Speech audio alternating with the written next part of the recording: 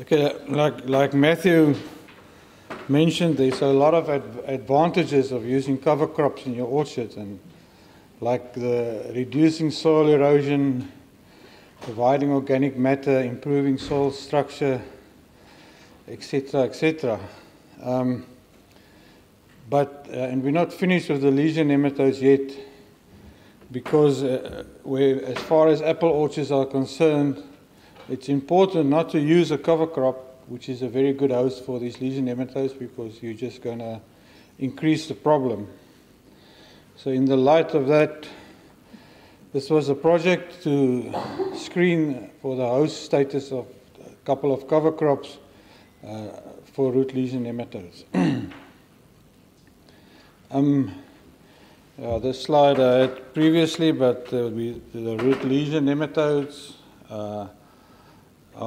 they occur inside the root and they damage the root tissue, and they're also implicated in apple replant disease. And in South Africa, there are 3 root lesion nematode species that have been found to occur on apples, and we conducted our trials with all 3 of them. The way we did it was similar to the previous talk about the rootstocks, and once again we cultured our nematodes on carrot disc and used those carrot discs to inoculate the plants with. The cover crops were maintained in a glass house for 12 weeks, nematodes extracted, and root weights determined. And once again we determined the reproduction factor and the percentage R, which is the comparison between the nematodes per gram roots of our crop with a positive, known very good host. And one of the hosts we use for this is sweet corn, Zea maize, which is a very good host for these Protyllenchus. And these are some of the results we got. Once again, I only show Protyllenchus epiastri and Protyllenchus penetrans here. And if we consider that a reproduction factor above 1 indicates a good host, we can see that a good number of our cover crops are not good hosts. And these includes crops like the mustards, canola, also kind of mustard, something like Sire oats, and then marigolds at the end, which is not a poor host, but a non-host. And then there was a couple of cover crops that were good hosts, and if we can compare it on the left to the apple rootstock there, which had a reproduction factor almost 4.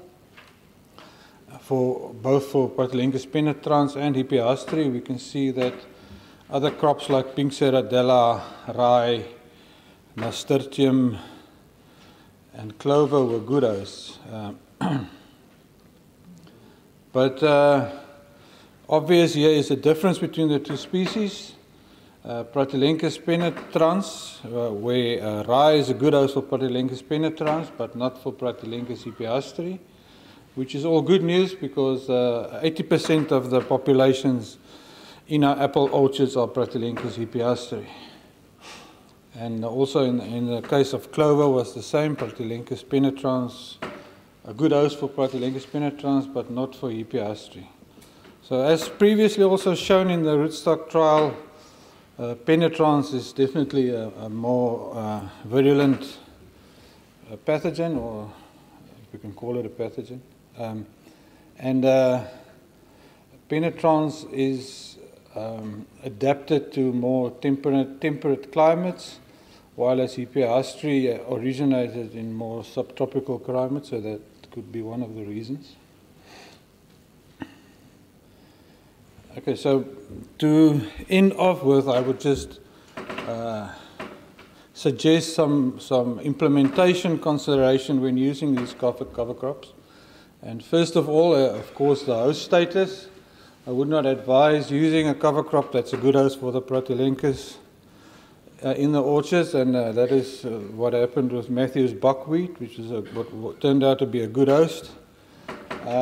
Then the effect of soil temperature must be taken into consideration, because previous work with other nematodes have shown that the growing of cover crops during colder soil temperature conditions will suppress the multiplication of the nematodes there, and it will seem to be a poor host, but when temperatures increase, the nematodes will start to multiply on it. And we saw this in these trials, specifically with Patelenchus penetrans, where in some of the trials we had the cover crops persist into spring and early summer, and that is when some of the crops that at first seemed to be poor host turned out to be a good host for the nematode.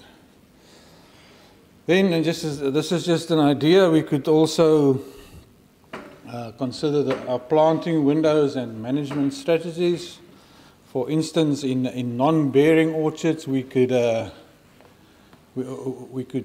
maybe plant cover crops later in the season and use them as a continuous mulch while in the summer season, or we can make use of the suppression qualities during that time, like you saw with the tagetes.